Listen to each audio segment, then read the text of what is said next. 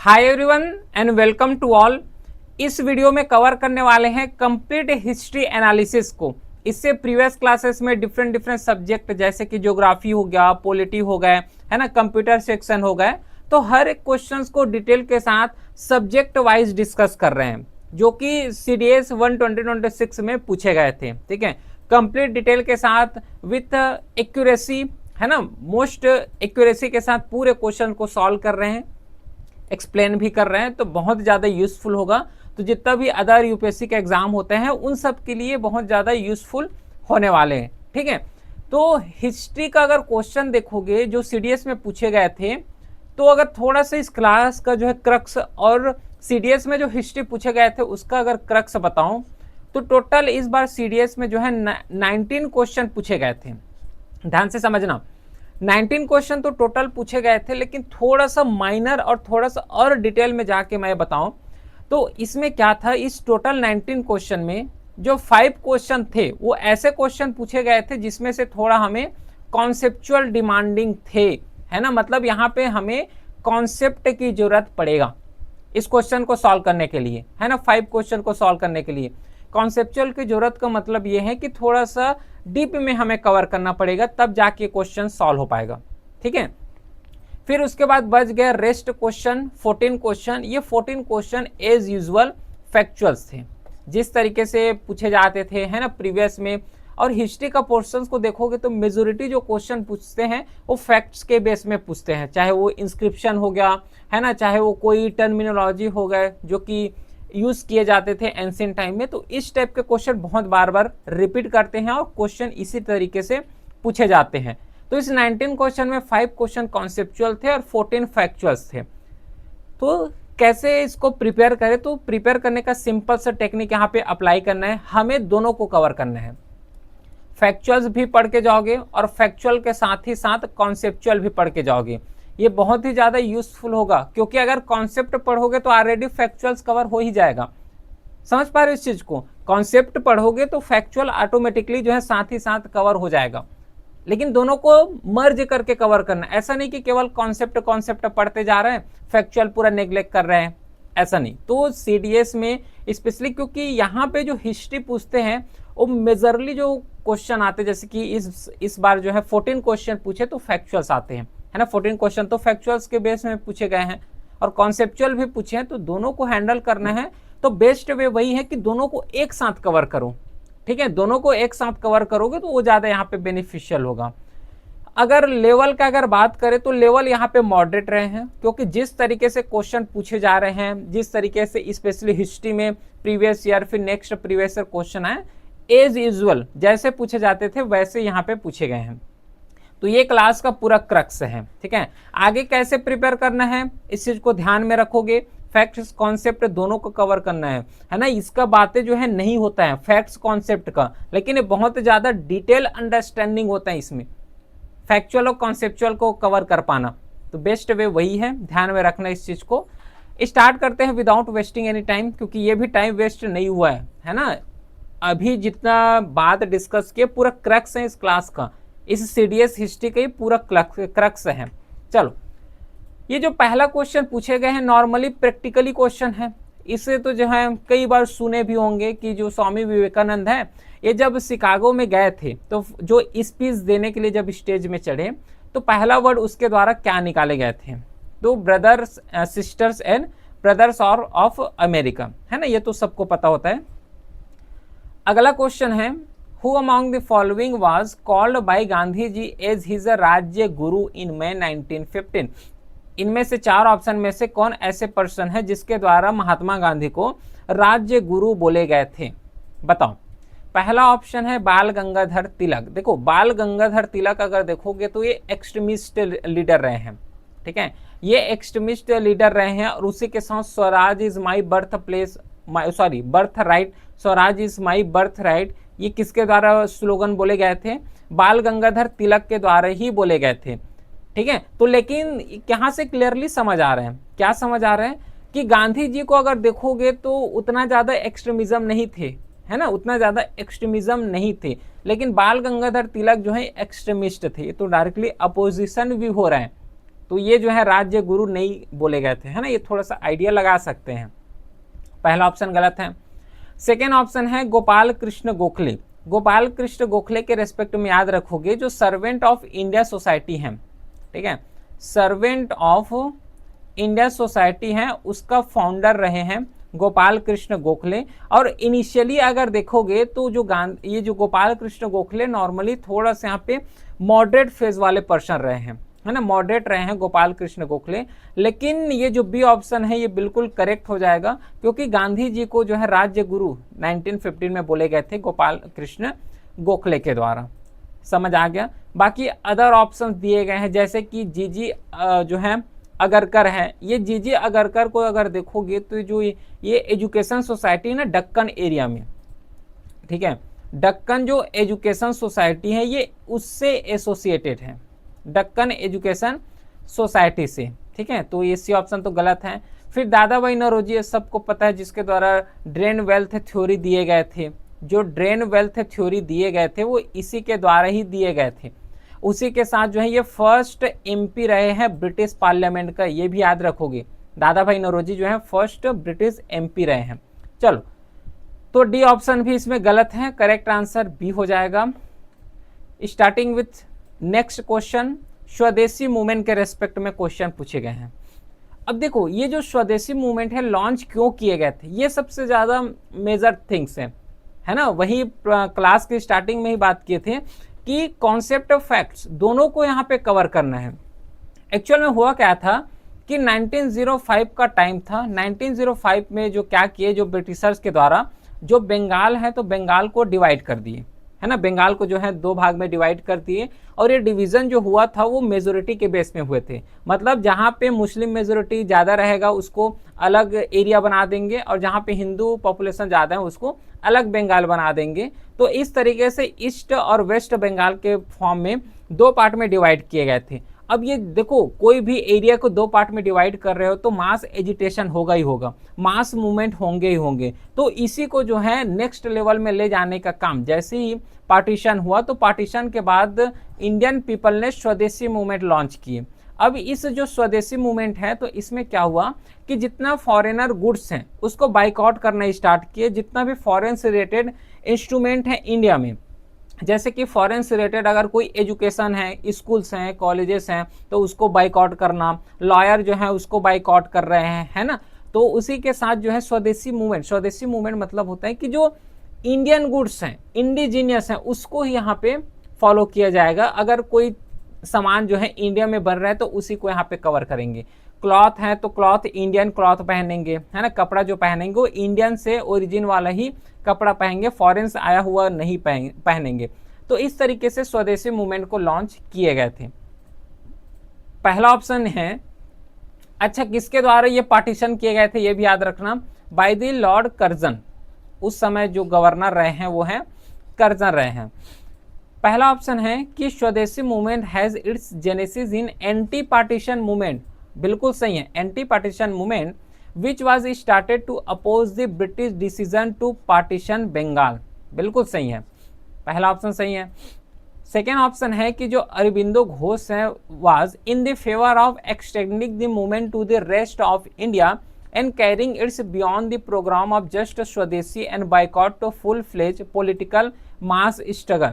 देखो, स्वदेशी movement no doubt यहाँ पे अनसक्सेसफुल रहे हैं, स्वदेशी मूवमेंट फेलर रहे हैं। स्वदेशी मूवमेंट फेलर का एक वन ऑफ द रीजन यही है कि इसका जो है लिमिटेड हमें देखने को मिला है। जो पार्टिसिपेशन देखोगे तो बहुत ज़्यादा लिमिटेड पार्टिसिपेशन रहे हैं, पीपल का पार्टिसिपेशन लिमिटेड रहे हैं, प्लस ये मास लेवल तक नहीं जा पाए और न ही ये मास स्केल में फैल पाए। ये जो मूवमेंट है स्वदेशी मूवमेंट केवल जो बंगाल वाला एरिया है और बंगाल के जो आसपास वाला एरिया है वहीं तक ये सीमित रह पाए। इसको बोले गए थे अरबिंदो घोष के द्वारा, ये चीज़ बोले गए थे कि इसको थोड़ा सा एक्सटेंड किया जाए, जो इंडिया के अलग अलग पार्ट है उस अलग अलग पार्ट में ले जाया जाए, लेकिन वो अनसक्सेसफुल रहा। और एक रीज़न यही है स्वदेशी मूवमेंट का फेलर का। दोनों ऑप्शन बिल्कुल सही है, सी ऑप्शन जो है करेक्ट है। अगला क्वेश्चन जूनागढ़ इंस्क्रिप्शन के बेस में क्वेश्चन है कि with reference to Junagadh inscription of Rudradaman consider the following statement. बताओ करेक्ट आंसर क्या हो जाएगा इसमें। ये जो जूनागढ़ इंस्क्रिप्शन है, ध्यान रखना ये मोस्ट इंपॉर्टेंट है, इसके बारे में थोड़ा सा डिटेल अंडरस्टैंडिंग करके जाना नेक्स्ट एग्जाम के लिए। ये बहुत बार बार क्वेश्चन है और बहुत रिपीटेड क्वेश्चन है, बहुत बार इसको रिपीट करते हैं। रुद्रदामन इंस्क्रिप्शन के बेस में पहला लिखा हुआ है कि the script of this inscription is a Kharosthi and language of Prakrit बोले हैं। पहली बात ये जो है खरोस्ती लैंग्वेज में नहीं लिखे हुए हैं, ये ब्राह्मणी लैंग्वेज में लिखे हुए हैं, सॉरी ब्राह्मणी स्क्रिप्ट में लिखे हुए हैं, ब्राह्मणी स्क्रिप्ट में लिखे हुए हैं। और ये प्रकृत लैंग्वेज में नहीं लिखे गए हैं, ये संस्कृत लैंग्वेज में लिखे गए हैं। ठीक है, तो दोनों पॉइंट को ध्यान में रखना है। जो जूनागढ़ इंस्क्रिप्शन है ये ब्राह्मणी स्क्रिप्ट लिखे गए हैं और संस्कृत लैंग्वेज में लिखे गए हैं। पहला ऑप्शन गलत हो गया। सेकेंड ऑप्शन है कि इंस्क्रिप्शन जो है record the restoration of reserve called Sudarshan lake. Sudarshan lake के बारे में कैसे रिस्टोर हुए, कौन रिस्टोर कराए गए, ये पूरा जो लेखा जो जोख होता है, लेखा जोखा जो होता है, पूरा जो रिकॉर्ड होते हैं, इसको जूनागढ़ इंस्क्रिप्शन में कवर किए गए हैं। बिल्कुल सही है, सेकेंड ऑप्शन बिल्कुल करेक्ट है। उसके बाद जो है इट इज अनडेटेड, देखो यहाँ पे अनडेटेड लिखे गए हैं, अनडेटेड नहीं है, इसको डेट कर चुके हैं 150 CE, 150 CE से बिलोंग करते हैं। तो इसका करेक्ट आंसर हो जाएगा बी, क्योंकि सेकंड ही ऑप्शन बस सही है इसमें, बाकी तो गलत ही है। चलो अगला क्वेश्चन है जो कि बोअर मैन्युस्क्रिप्ट से पूछे गए हैं। Bower manuscript is known for being a valuable sources on which one of the following subject in ancient India। ये बिलोंग करते हैं मेडिसिन से बिलोंग करते हैं। Who among the following was the only Indian member to present when the vernacular press bill came up before the legislative council। तो उस समय का जो मेंबर रहे हैं वो है दादा भाई नरोजी, है ना, दादा भाई नरोजी ही एक ओनली वहाँ पे मेंबर रहे हैं जी। जो है वर्नेकुलर प्रेस एक्ट जब लाए गए थे, वर्नेकुलर प्रेस एक्ट में क्या था कि जो टीचिंग होगा वो पूरा लोकल लेवल में यहाँ पे कवर किए जाएंगे, है ना, लोकल लैंग्वेज में जो मदर टंग है उसमें पढ़ाए जाएंगे। तो इस तरीके से डिफरेंट रूल्स एंड रेगुलेशन लाए गए थे। तो ओनली मेंबर जो उस समय का रहे हैं वो है दादा भाई नरोजी। बाकी अदर ऑप्शन जैसे कि यहाँ पे ज्योतिन्द्र मोहन टैगोर हैं, ये बंगाल से बिलोंग करते हैं और ये कल्चर के फील्ड में बहुत ज़्यादा जाने जाते हैं। ठीक है, इवन ये जो है ये बिल को अपोज किए गए थे, और अपोज किए गए थे लेकिन उसका रिकॉर्ड भी नहीं है। तो सिंपली इसके बारे में ये समझो कि ये जो है कल्चर फील्ड में बहुत ज़्यादा जाने जाते हैं, बंगाल से बिलोंग करते हैं। ठीक है, ये जो है बंगाल से बिलोंग करते हैं। उसके बाद यहाँ पे प्यारी मोहन मुखर्जी हैं। प्यारी मोहन मुखर्जी को अगर देखोगे तो ये लॉयर हैं, ये भी पहली बात बंगाल से ही बिलोंग करते हैं और ये लॉयर के फील्ड से बिलोंग करते हैं। चलो उसके बाद यहाँ पे धनसौब पेटिट है। धनसौब पेटिट एक्चुअल में इंडस्ट्रियलिस्ट से बिलोंग करते हैं। तो इसका जो करेक्ट आंसर होगा वो डी हो जाएगा। विथ रेफरेंस टू रानी गुफा केव जो कि ओडिशा में पड़ता है, उसके बेस में जो है क्वेश्चन पूछे गए हैं। अब थोड़ा सा एक बार वीडियो को पॉज करके जो है अपने लेवल में भी ट्राई करो, इससे ज़्यादा एडवांटेजेस होगा। जितना ज़्यादा पार्टिसिपेट करोगे उतना ही ज़्यादा यहाँ पे यूजफुल होने वाले हैं। पहला है कि Rani Gufa cave is a plain and contain no mural और स्कल्पचर। पहला ही गलत है। रानी गुफा जो केव अगर देखोगे तो बहुत ज़्यादा डेकोरेशन देखने को मिलता है। ये डेकोरेशन है ना, फैंसी डेकोरेशन हो गए, ये प्लेन तरीके से नहीं बनाए गए हैं जिसमें इससे कार्व पिलर हो गया, उसी के साथ जो है स्कल्पचर फ्रीज हो गए, ये सब डिफरेंट जो है देखने को मिला है। और डेकोरेशन के मामले में बहुत ज़्यादा हाई डेकोरेटेड थे, नॉर्मली सिंपल तरीके से नहीं बनाए गए थे। पहला ऑप्शन गलत है। सेकेंड ऑप्शन है कि Rani Gufa cave is a 2 store, बिल्कुल सही है। ये जो है 2 स्टोरी से बना हुआ है। उसके साथ है Rani Gufa cave consist of a oral courtyard. ये ओरल कोर्टयार्ड नहीं है, ये ओपन कोर्टयार्ड होता है। ओपन कोर्टयार्ड है, ओपन फील्ड में है ना, तो इसमें थर्ड ऑप्शन भी गलत हो गया, सेकेंड ऑप्शन बस करेक्ट है, B is the right answer. Mesolithic site, देखो जब हिस्ट्री को कवर करते हैं और स्पेशली जब प्री हिस्ट्री के सेगमेंट में आते हैं तो इस प्री हिस्ट्री को प्रॉपरली 3 कैटेगरी में डिवाइड करते हैं। एक को बोले जाते हैं पेलियोलिथिक, है ना, सेकेंड को बोलते हैं मेसोलिथिक और थर्ड को बोले जाते हैं नियोलिथिक। तो 3 कैटेगरी में डिवाइड करते हैं, पेलियोलिथिक, मेसोलिथिक और नियोलिथिक। तो यहाँ पे जो क्वेश्चन पूछे गए हैं वो इस फेज का है ये जो मेसोलिथिक है ना, एक्चुअल में पैलोलिथिक से जब नियोलिथिक एज की तरफ आगे बढ़ रहे थे, तो जो एक ट्रांजिशन जोन होता है ना, एक जगह से दूसरे जगह जाओगे तो जो एक ट्रांजिशन जोन होता है उसको मेसोलिथिक टर्म में डिफाइन किए गए हैं। और वहीं से एक क्वेश्चन है कि द साइट ऑफ मेसोलिथिक, जिसका नाम है भगोर। अब ये भगोर जो है मेसोलिथिक साइट है, is one of the most well documented site. कहाँ पे लोकेटेड है, इसका लोकेशन देखोगे तो ये राजस्थान में है। ठीक है, भगोर जो है मेसोलिथिक साइट है, ये राजस्थान में है इसका location. Extensive pit dwelling, pit dwelling का मतलब होता है हाउस बिल्डिंग। ठीक है, हाउस बिल्डिंग। अब देखो यहाँ पे कि पैलोलिथिक साइट है, तो पैलोलिथिक साइट में कहीं पे भी हमें हाउस बिल्डिंग का कोई एविडेंसेस देखने को नहीं मिला है। इवन मेसोलिथिक में अगर बात करोगे तो मेसोलिथिक में भी उतना ज़्यादा हाउस बिल्डिंग का जो है फेनोमेना देखने को नहीं मिला है। लेकिन थोड़ा सा जो सेटल्ड लाइफ है, तो सेटल्ड लाइफ होना स्टार्ट हो गए थे। उसी के साथ ही साथ जो है सेटल्ड लाइफ के साथ जो एग्रीकल्चर है, तो एग्रीकल्चर का प्रैक्टिस करना भी थोड़ा सा मेसोलिथिक साइट में स्टार्ट हो गए थे। लेकिन जब ये फुल फ्लेज जो सेटलमेंट देखने को मिलेगा वो नियोलिथिक साइड में देखने को मिलेगा, जिसमें से एग्रीकल्चर प्रैक्टिस हो गया, सेटल्ड लाइफ हो गया, ये सब नियोलिथिक एज में स्टार्ट हुए थे। और ये जो पिट ड्वेलिंग एक्चुअल में बोल रहे हैं ना, तो पिट ड्वेलिंग एक्चुअल में स्टार्ट हुए थे नियोलिथिक साइट में। जब नियोलिथिक आते हैं तो नियोलिथिक में ही जो है स्टार्ट हो गए थे। पिट ड्वेलिंग मतलब हाउस बिल्डिंग। बताओ यहाँ पे एक है पिकली हॉल एंड मस्की। देखो ये जो पिकली हॉल एंड मस्की है, इसका लोकेशन एट प्रेजेंट जो कर्नाटका वाला एरिया है वहाँ पे पड़ते हैं। और पहले बात अगर देखोगे तो ये नियोलिथिक साइड से बिलोंग करते हैं, नो डाउट ये नियोलिथिक साइड से बिलोंग करते हैं। लेकिन यहाँ पे जो एविडेंसेस देखने को मिला है वो एस माउंड का देखने को मिला है। ठीक है, एस माउंड का देखने को मिला है, कोई यहाँ पे पिट ड्वेलिंग का एविडेंसेस नहीं मिले हैं। पहला ऑप्शन हो गया गलत। उसके बाद जो है सेकेंड जो ऑप्शन देखोगे, एक है चिरांद और उसी के साथ है टेक्कलकोटा। चिरांद का लोकेशन आता है बिहार में, चिरांद पड़ता है बिहार में, और ये जो टेक्कलकोटा है ये कर्नाटका में पड़ता है। ये कर्नाटका में दोनों जो है नियोलिथिक साइट है। लेकिन यहाँ पे कहीं पे भी जो है एक्सटेंसिव पिट ड्वेलिंग देखने को नहीं मिला है। बी ऑप्शन भी गलत हो गया। उसी के साथ जो है सी ऑप्शन है कोदेकल और हल्लूर। कोदेकल और हल्लूर दोनों ही यहाँ पे कर्नाटका में ही लोकेटेड है, कर्नाटका में ही लोकेटेड है दोनों। और यहाँ पे नियोलिथिक मेसोलिथिक साइट तो है, लेकिन यहाँ पे भी कहीं पे पिट ड्वेलिंग देखने को नहीं मिला है, तो सी ऑप्शन गलत हो गया।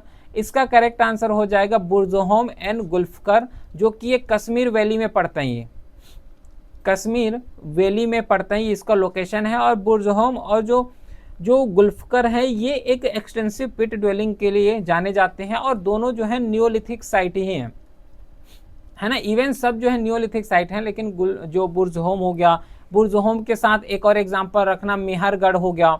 मेहरगढ़ भी बहुत ज़्यादा इंपॉर्टेंट है, यहाँ पे भी पिट ड्वेलिंग, हाउस बिल्डिंग, ये सब चीज़ का फिनोमेना देखने को मिला है, और ये भी जो है नियोलिथिक साइट से ही बिलोंग करते हैं।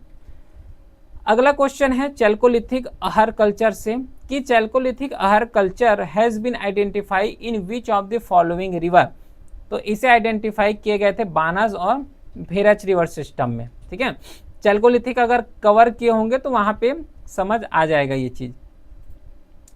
विच one of the following is a Neolithic site, बताओ कौन जो है इसमें नियोलिथिक साइट है। पहला बोले गए भीमबेटका। अब देखो भीमबेटका जो है पैलोलिथिक साइट भी है, मेसोलिथिक साइट भी है और नियोलिथिक भी साइट है। ये तो तीनों के कैटेगरी में आता है भीमबेटका। लेकिन ये आंसर सही होगा क्या? नहीं होगा, ये ऑप्शन गलत है, क्योंकि हमें केवल नियोलिथिक साइट के बारे में ही पूछे गए हैं, तो उसी को बताना है। उसके साथ है उतनूर। ये जो उतनूर है, पहली बात ये मेगालिथिक कल्चर से बिलोंग करते हैं या फिर मेसोलिथिक कल्चर से बिलोंग करते हैं। उसके साथ है आदमगढ़। आदमगढ़ भी जो है मेसोलिथिक कल्चर से बिलोंग करते हैं। फिर आते हैं बिरबनपुर। बिरबनपुर ध्यान रखना, ये नियोलिथिक कल्चर से बिलोंग करते हैं। बिरबनपुर जो है ये नियोलिथिक है, तो करेक्ट आंसर इसका डी हो जाएगा।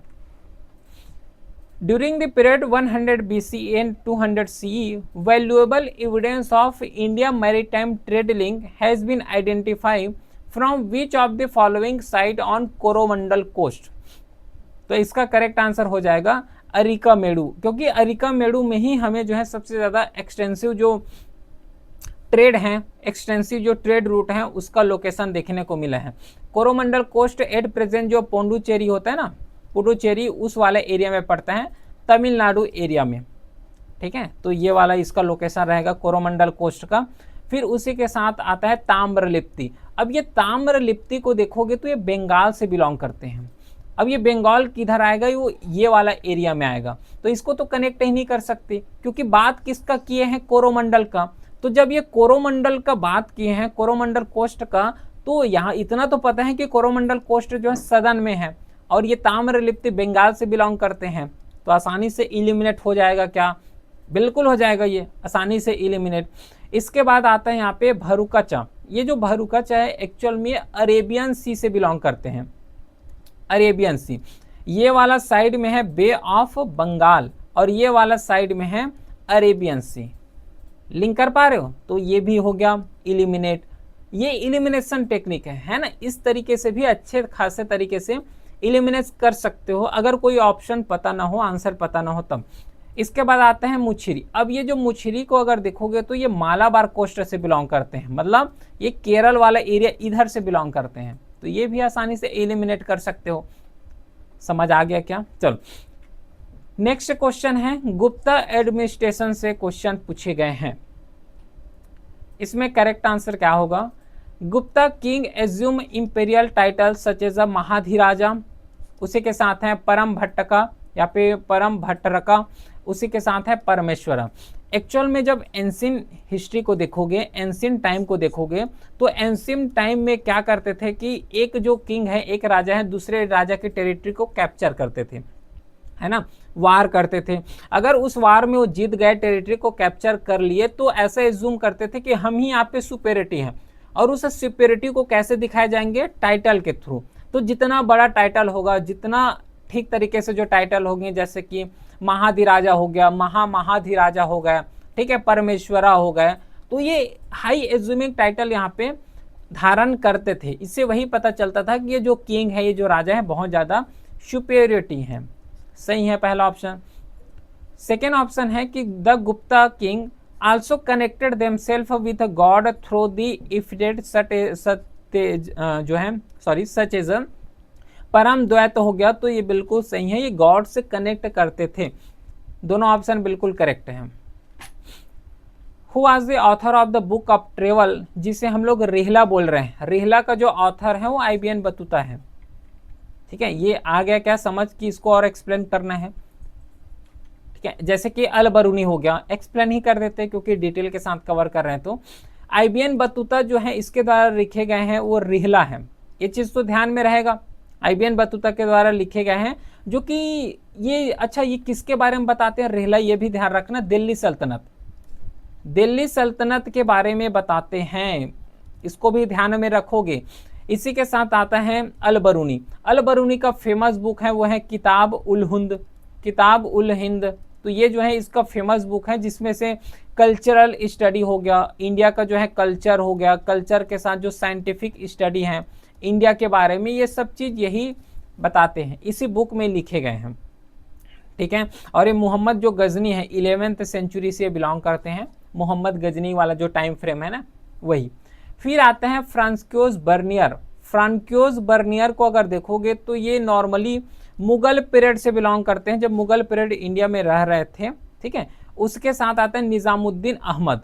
निज़ामुद्दीन अहमद के द्वारा जो बुक लिखे गए थे वो हैं तबाकत ए अकबरी, तबाकत ए अकबरी, ये जो है निज़ामुद्दीन अहमद के द्वारा लिखे गए थे, जो कि ये मुगल पीरियड से बिलोंग करते, ये भी क्लियर है, मुगल पीरियड से। चलो, तो इसका करेक्ट आंसर बी हो जाएगा। नेक्स्ट क्वेश्चन है, the 12th century witness the emergence of new movement in Karnataka led by the Basavanna who was the minister in court of the Kalchuri ruler, his follower were known as। ये वाला जो time frame था 11th century हो गया, 12th century हो गया, तो जो सदर्न इंडिया है, तो इस सदर्न इंडिया से जो है डिफरेंट संत का जो है इमरजेंस होना, है ना, भक्ति मूवमेंट का इमरजेंस होना, और इवन भक्ति मूवमेंट डिफरेंट सेक्ट्स, है ना, जैसे कि वैष्णविज्म हो गया, शैविज्म हो गया, हिंदुइज्म हो गया। तो इन सब चीज का मूवमेंट, भक्ति मूवमेंट जो है स्टार्ट हो गए थे सदर्न इंडिया में। तो उसी में एक संत यहाँ पे दिए, संत तो नहीं, यहाँ पे जो है मिनिस्टर्स हैं, ठीक है, बसवाना, जो कि बसवाना को अगर फॉलो कर रहे हो तो उसके फॉलोअर को क्या बोले जाते हैं, उसको बोले जाते हैं वीराशैवा। वीराशैवा, इसको यहाँ पे लिंगायत के नाम से भी जाने जाते हैं, ठीक है, लिंगायत के नाम से भी जाने जाते हैं, जो कि नॉर्मली डिवोशंस को यहाँ पे प्रमोट करते हैं, इक्वलिटी को ज़्यादा प्रमोट करते हैं। और जितना भी यहाँ पे संत आएंगे वो सब इक्वलिटी को ही प्रमोट करेंगे, और जितने यहाँ पे कास्ट हायरार्की है वो सब चीज़ को नेग्लेक्ट करेंगे, जो है उसको क्या करेंगे, रिजेक्ट करेंगे। उसके साथ सेकेंड ऑप्शन है कि जो है पुस्ती मर्गिस। देखो ध्यान रखना, ये जो पुस्ती मर्गिस है एक्चुअली ये इसके फॉलोअर को बोले जाते हैं वल्लभाचार्य, वल्लभाचार्य बोले जाते हैं, ठीक है, जो कि नॉर्मली कृष्ण भगवान का जो है ये भक्त है। उसके साथ नेक्स्ट ऑप्शन है वो है अवधूत। अब ये जो अवधूत है ना, या फिर अवध या फिर अवधूत इसको बोलते हैं प्रोनाउंसिएशन में, तो ये रिफर करते हैं एसेटिक संत, जो जितना भी एसेट्रिक संत है उसके लिए इसको रिफर करते हैं। बाकी जो नागपंथी है, तो नागपंथी सबको पता होगा, इसके फॉलोअर को गोरखनाथ बोलते हैं, गोरखनाथ बोलते हैं, ठीक है, गोरखनाथ बोलते हैं। चलो, तो इसका करेक्ट आंसर हो जाएगा ए। नेक्स्ट क्वेश्चन है अशोकन इंस्क्रिप्शन, ठीक है, यहाँ पे अशोकन का इंस्क्रिप्शन लिखे गए हैं और ये कहाँ से बिलोंग करते हैं ये पूछे गए हैं, बताओ। पहला ऑप्शन जैसे कि जौगढ़ है, देखो जौगढ़ कर्नाटका लिखे गए हैं, एक्चुअल में कर्नाटका नहीं है, ये ओडिशा होना चाहिए। ये जौगढ़ जो है ये ओडिशा होना चाहिए, और इसमें जो रॉक एडिक्ट होता है 1 और 2 ये यहीं से मिलता है, ठीक है। उसके साथ आता है बहापुर, बहापुर का न्यू दिल्ली बताए गए हैं। न्यू दिल्ली है क्या, ये गलत है, न्यू दिल्ली नहीं है, ये ओडिशा है। और मोर प्रिसाइसली और बताऊं तो जो कलिंग वार हुए थे ना ओडिशा, वहां से बिलोंग करते हैं। फिर उसके साथ जो है रजुला मंदागिरी, ये आंध्र प्रदेश से बिलोंग करते हैं, बिल्कुल सही है।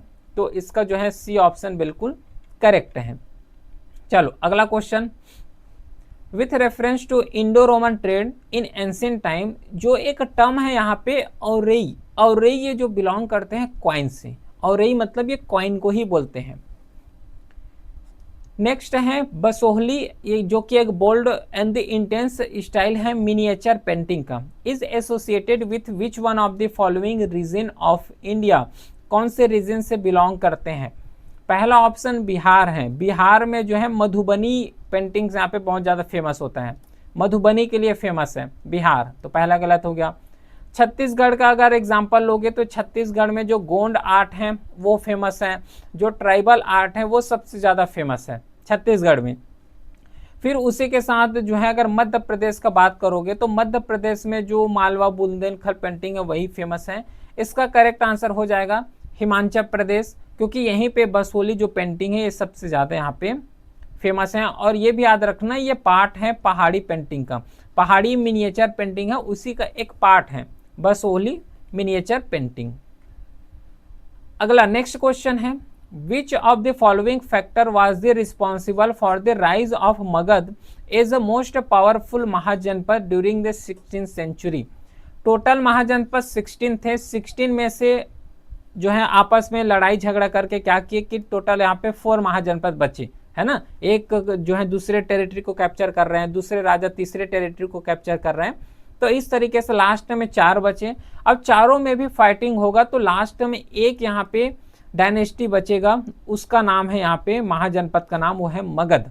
अब ये मगध ही क्यों फ्लरिश कर पाए, अगर लोकेशन देखोगे मगध का तो मगध ही क्यों फ्लरिश कर पाए, तो ये वाला एरिया है जहाँ पे मगध बहुत ज़्यादा फ्लरिशमेंट हुआ, इसलिए क्योंकि इस वाले एरिया को देखोगे तो जो इंडस रिवर है ना, इंडस रिवर में स्पेशली जो उसका ट्रिब्यूटरी हो गया, फिर गंगा रिवर हो गया, ब्रह्मपुत्र रिवर हो गया, तो यहाँ पे कोई पानी की तो जरूरत है ही नहीं, मतलब पानी का स्कार्सिटी है ही नहीं है। रिवर तो पूरा पेरेनियल है, सालों साल यहाँ पे पानी मिल रहा है, तो पानी मिल रहे हैं, उसी के साथ यहाँ का जो लैंड को देखोगे, सॉइल को देखोगे तो बहुत ज़्यादा फर्टाइल है, फर्टाइल रहेंगे मतलब एग्रीकल्चर अच्छे से होगा, वाटर तो मिल ही रहे हैं मतलब इरिगेशन अच्छे से होंगे, तो जो एग्रीकल्चर है बहुत अच्छे से कर पाएंगे, और उसी के साथ जो है प्रॉफिट बहुत ज़्यादा आएगा, प्रॉफिट बहुत ज़्यादा आएंगे तो मगध एम्पायर के पास जो है ट्रेजरी में मनी ज़्यादा आएगा।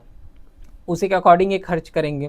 प्लस ये वाला एरिया जहाँ पे मिनरल बहुत ज़्यादा मिलते हैं, तो मिनरल मिलेंगे मतलब एक एडवांटेजेस हो जाएगा मगध एम्पायर का कि जितना भी जो वेपन्स हैं, जितना इक्विपमेंट है, सब लोकली अवेलेबल है ना। तो ये कई एडवांटेजेस रहे हैं जिसके थ्रू मगध जो है यहाँ पे इमर्ज हो के आए। प्लस इसका एक इंपॉर्टेंट रहे वो है एलिफेंट का। एलिफेंट यहाँ पे, क्योंकि देखो कोई एलिफेंट में अगर कोई इंडिविजुअल अगर यहाँ पे बैठा हुआ है तो अप्रोक्सीमेटली थोड़ा सा ऊपर में बैठा हुआ है, ठीक है।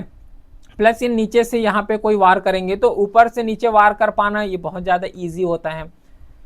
पहला ऑप्शन है कि रीजन ऑफ प्रोडक्टिव एग्रीकल्चर, सही है। एक्सेसिबिलिटी टू आयरन माइंस, ये भी सही है। अवेलेबिलिटी ऑफ एलिफेंट, ये भी सही है। तीनों ऑप्शन बिल्कुल करेक्ट है। तो ये तो रहा पूरा क्वेश्चन, है ना। पूरा 19 क्वेश्चन को डिटेल के साथ कवर किए हैं। बाकी कोई भी क्वेरी हो तो व्हाट्सएप नंबर है, वहाँ पे मैसेज कर सकते हो। टेलीग्राम चैनल ज्वाइन कर लेना, वहाँ पे पूरा PDF नोटिफिकेशन अपलोड होता है। Link is also given in the description box. मिलते हैं फिर नेक्स्ट क्लास में, तब तक के लिए thank you, well done, have a great day.